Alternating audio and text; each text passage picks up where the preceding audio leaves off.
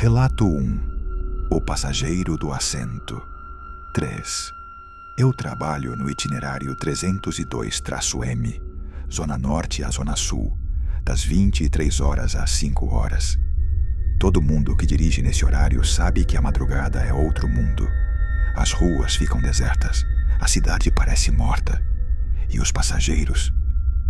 Bem, nem todos parecem vivos. Mas o que aconteceu naquela terça-feira me deixou com medo de continuar dirigindo. Era 1h20 da manhã. Eu já tinha passado pelo terminal central e o ônibus estava quase vazio. Apenas 3 passageiros. Uma senhora com sacolas, um rapaz de moletom dormindo no fundo e um homem alto, de terno escuro, sentado no assento 3, do lado da janela. O estranho era que ele não se mexia. Desde que entrou, não piscava, não olhava para ninguém. Parecia uma estátua. Tentei não me importar. Gente esquisita é o que mais tem à noite. Em um ponto isolado do bairro Jardim Verona, a senhora desceu. Faltavam ainda uns 20 minutos até o ponto final. Foi aí que viu o moletom saindo também. Sobrou só o homem de terno. Quando olhei pelo espelho, ele não estava mais no assento 3. Parei o ônibus, olhei de novo. Vazio. Me levantei, andei pelo corredor, coração acelerado. Nada. Achei que ele podia ter descido sem eu notar, mas as portas não abriram e o botão de parada não foi acionado. Voltei pro volante, meio abalado, e segui viagem. 5 minutos depois, vi pelo retrovisor. Ele estava lá de novo. Mesmo assento, mesmo olhar vazio, a pele pálida demais, como se nunca tivesse saído. Quase bati o ônibus. Puxei o freio, virei para trás e gritei: "Ei, senhor, o senhor tá bem?" Nenhuma resposta. Peguei meu celular para ligar para a central, mas quando voltei os olhos, ele tinha sumido outra vez. Pensei que estava ficando louco. Cheguei ao ponto final tremendo. Um fiscal me esperava. Quando desci, contei o que aconteceu. Ele ficou pálido. "Você não sabia? Há 2 anos um homem de terno foi morto nesse ônibus. Um executivo. Tava voltando do trabalho tarde. Sentou no assento 3. Tentaram assaltar ele e ele reagiu. Foi esfaqueado ali mesmo. O motorista da época abandonou o volante, largou tudo. Achei que era brincadeira, mas o cara me mostrou uma notícia no celular. A foto do homem era o mesmo rosto. Desde aquela noite, eu só aceito trabalhar até meia-noite. E evito passar pelo assento 3. Mesmo vazio, ele nunca aparece. Realmente vazio. Relato 2. A última parada da linha 640. Eu era motorista da linha 640, que passava por um trecho conhecido por ser perigoso. Um atalho entre a zona industrial e a Vila Malva. A maioria dos motoristas evitava a última viagem, mas eu precisava do dinheiro extra. Aceitei. A corrida começou normal. Alguns trabalhadores cansados, um bêbado dormindo nos últimos bancos, uma mulher com a criança no colo. Todos foram descendo até sobrar apenas um homem. Baixo, casaco jeans, capuz cobrindo o rosto. A parada final era no antigo terminal abandonado da Vila Malva, que há anos servia de abrigo para usuários de crack e moradores de rua. Não era lugar seguro. "É aqui que você desce, amigo", eu disse, olhando para ele pelo retrovisor. Nenhuma resposta. "Amigo?" Ele levantou a cabeça. Os olhos escuros, vazios, como se não tivesse alma.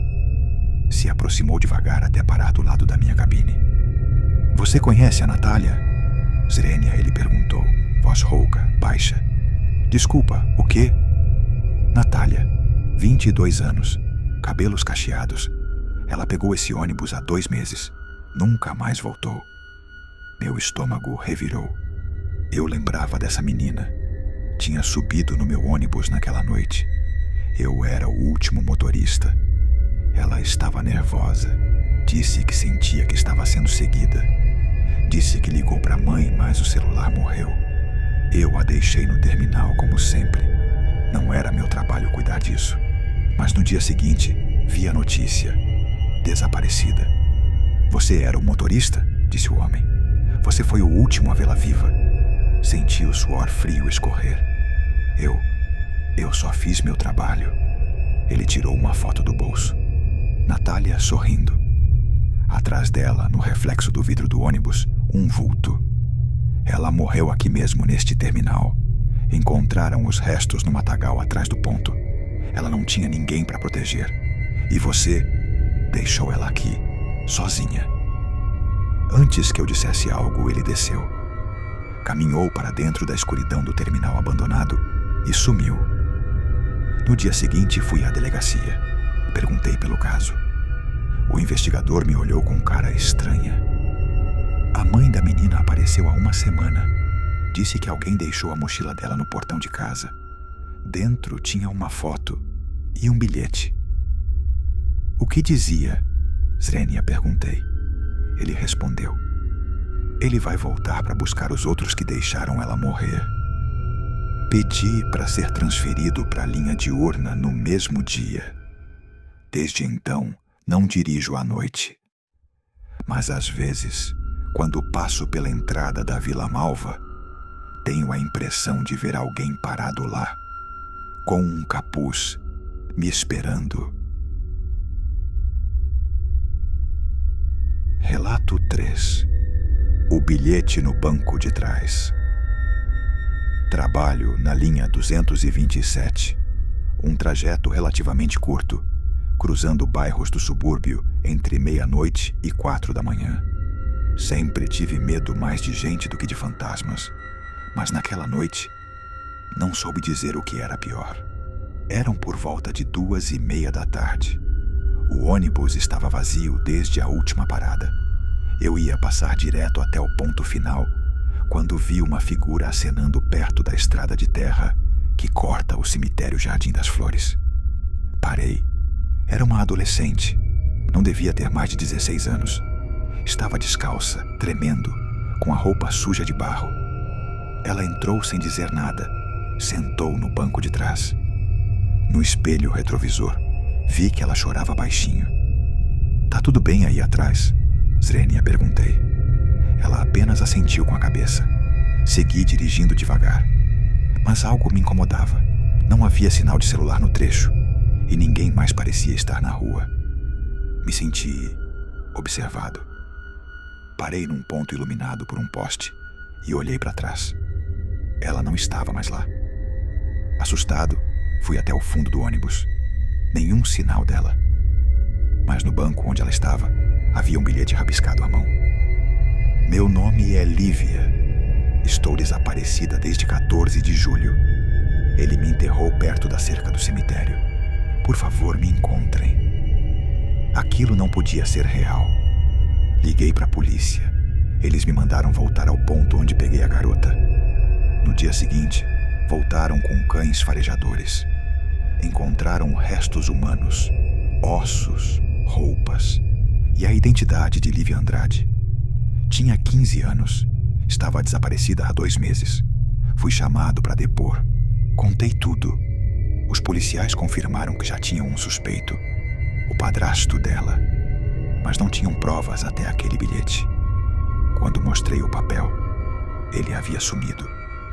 Fiquei 3 dias sem dormir. Pensei em largar tudo, mas voltei ao volante.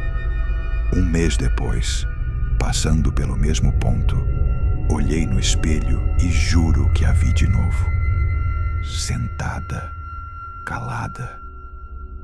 Dessa vez não parei, mas deixei uma rosa branca presa ao banco de trás. Relato 4. A voz no rádio. Trabalho há 18 anos como motorista de ônibus noturno e já vi muita coisa. Brigas, gente armada, usuários de droga desmaiando no corredor. Mas nada me abalou tanto quanto o que aconteceu na linha 512, um trecho quase rural entre o bairro da Glória e o distrito industrial, onde a única companhia que se tem é o som do próprio motor e o rádio da empresa. Era uma terça-feira, 3 horas da manhã. Estava terminando a rota. A maioria dos passageiros já havia descido. Só restava um cara dormindo perto da porta traseira. Foi então que o rádio chiou. Pensei que fosse interferência normal. Acontecia direto naquela parte do percurso. Mas aí, uma voz fraca, como sussurro de criança, saiu do alto-falante. Ele vai matar de novo. Fiquei imóvel por alguns segundos. Achei que fosse alguém brincando. Respondi: quem tá aí? Aqui é o veículo 512. Tudo certo por aqui. Nada. Só estática. Parei o ônibus. Chequei se o rádio estava mesmo na frequência da central. Estava. Voltei para o assento, pensando em chamar manutenção depois. O homem que estava dormindo se levantou de repente e desceu sem dizer uma palavra. Achei estranho, mas não impedi. Segui até o terminal. No caminho, o rádio chiou de novo. Olhe embaixo do banco. Eu gelei.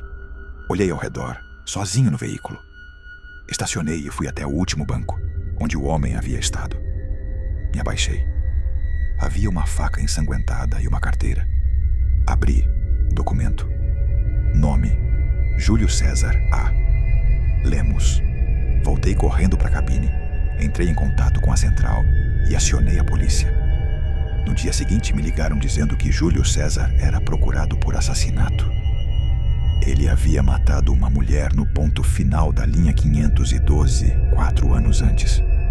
Fugiu antes de ser identificado. Era um caso arquivado. A faca tinha DNA compatível com a vítima. Quando contei sobre a voz no rádio, o técnico da empresa disse que naquela noite o sistema de rádio estava desligado para manutenção. Desde então, carrego um crucifixo no painel e um rádio portátil comigo. Se eu ouvir qualquer sussurro, é melhor saber se é real. Porque quem me avisou aquela noite não devia estar mais aqui. Relato 5. O Homem da Sacola Azul. Era sexta-feira, 01h40 da manhã. Eu estava na linha 821, fazendo a última volta antes de entregar o veículo na garagem. A cidade estava calma. Só o som do motor e da chuva fina batendo no para-brisa me acompanhavam. Foi quando ele entrou. Um homem alto, magro, olhos fundos e pele encardida. Vestia uma camisa de flanela manchada e carregava uma sacola azul de supermercado. Entrou sem dizer nada, passou direto e sentou-se na penúltima fileira. O cheiro que ele trouxe junto era forte, podre, algo entre carne estragada e mofo. Fiquei desconfortável, mas segui. O ônibus estava vazio além dele. Olhei pelo retrovisor algumas vezes. Ele não se mexia, não olhava para fora, só encarava a própria sacola. Quando passei por um trecho sem iluminação, ouvi um barulho estranho vindo do fundo. Um chiado molhado, como se alguém estivesse rasgando carne com as mãos. Em seguida, um murmúrio baixo. Parei no ponto seguinte. Fingi checar um suposto problema no freio, mas fui direto à cabine traseira, com o coração na garganta. Olhei com cuidado para o banco dele. Ele estava imóvel, mas agora a sacola estava aberta. Dentro, havia o que parecia ser cabelo humano, sujo de sangue, e algo que parecia um pedaço de couro cabeludo. Voltei para frente, tentando não demonstrar pânico. Liguei discretamente para a central, fingindo falar com a esposa. Amor, tô terminando o turno. Me espera com a polícia no ponto final, tá? Faltavam 15 minutos para o fim da linha.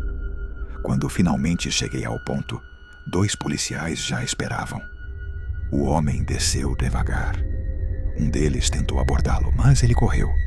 Jogou a sacola nos trilhos do trem e fugiu por um matagal. Dentro da sacola, encontraram partes humanas. Pertenciam a uma jovem desaparecida chamada Mirella, vista pela última vez saindo de uma festa no centro. Câmeras de segurança mostraram que ela havia entrado em um ônibus, o meu, mas eu nunca vi ela descer. A polícia acredita que o homem já estava escondido no fundo do veículo naquela noite e a atacou durante o trajeto. Eu nunca soube, nunca ouvi nada. O pior, o assassino nunca foi pego. E até hoje, às vezes, quando rodo sozinho pelas madrugadas, sinto o mesmo cheiro voltando. Aquele fedor que gruda no ar e uma sacola azul, esquecida em algum banco. Se você chegou até aqui, parabéns. Nem todos conseguem completar a viagem sem olhar para trás. Mas antes de descer deste ônibus, faça um favor ao motorista. Deixe seu like. Ele garante que o farol continue aceso na próxima madrugada. E se inscreva no canal, ou corre o risco de embarcar na próxima linha, sem volta.